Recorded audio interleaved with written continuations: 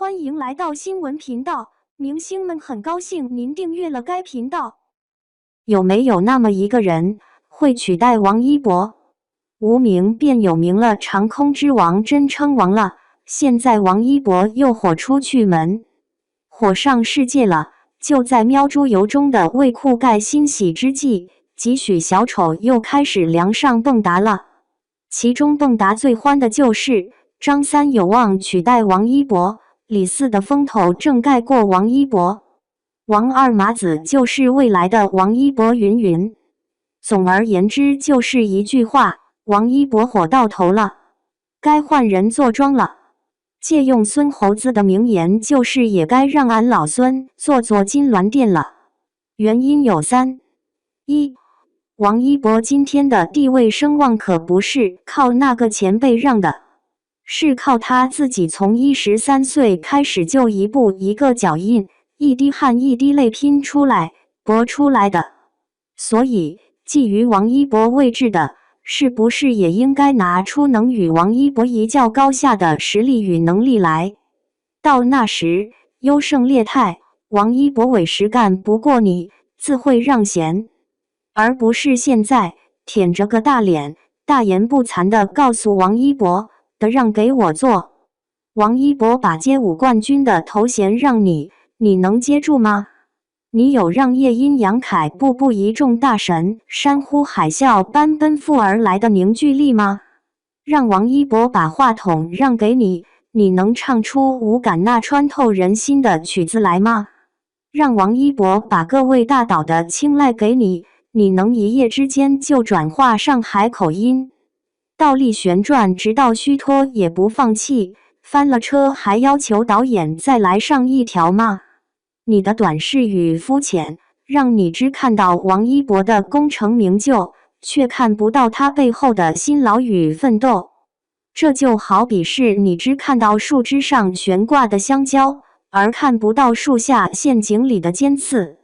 所以当你被倒掉示众的时候，相对于王一博是真真正正的红，而你只是猴子的屁股，只增笑耳。二，王一博的红无关颜值，是因为听到人说王一博现在已然20奔5了，这颜值巅峰期已过，观众老爷们也审美疲劳了，属实该换换新鲜口味了。说王一博岁数大，王一博被诋毁文盲，就是因为他没有接受过完整的高升本的教育。那么仁兄肯定是不耻于步王一博的后尘。那么按照现行教育体制算，大学毕业那年，你芳龄刚好24岁，正是小鲜肉上架佳期，而此时你极大概率还翻着掌心向父母要钱啃老呢。你又有什么资格说王一博老？你这也太过双标了吧。王一博行至今日，不可否认，一部分人是被其颜值所吸引，但颜值这东西妥妥属于应季产品，是一腐败保质期极短的高端货。时光可以让你一瞬惊艳，亦可转瞬间令你灰飞烟灭。娱乐圈是大浪淘沙的圣地，是新陈代谢的专场，是帅哥女子的集结号，最不缺的就是帅哥。而那些当年被王一博颜值吸引而来，但仍坚守阵地，至今绝不改弦更张的，不仅是因为王一博的帅，更是因为他帅的有棱有角，有张有弛，有他独属的 logo。 所以随随便便拿出一个所谓帅哥，也不过泯然众人矣，就想取代王一博，简直天方夜谭。三，真正让王一博经久不衰的是卓绝的品质。曾经沧海难为水，除却巫山不是云，这诗熟吧？作者是谁知道吧？元稹与白居易齐名，并称元白的。元稹排名靠前，可见其成就远在白居易之上。但恰恰是我们知道香山居士，却很少有人留意袁微之。何解？知因元稹的德行属实有些难堪，史在他为进士而娶高官之女，即靠着老丈人的势力出圈，又结交宦官，占位不牢。待到女子重病，他不仅不急忙赶回照料，反而借着出差的机会，在外面彩旗飘飘。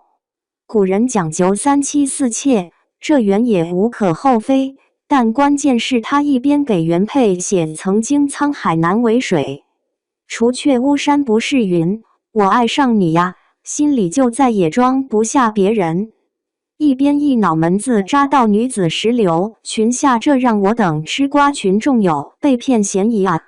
那么元稹的事例告诉我们，光有实力与颜值还是远远不够，如果想要历久弥新，那一定是这个人熠熠生辉的品质。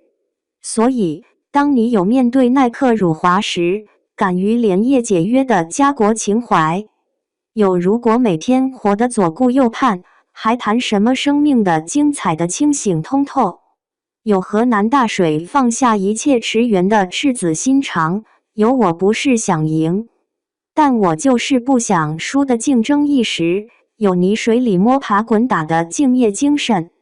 那时你在报名要取缔王一博，或可谓之。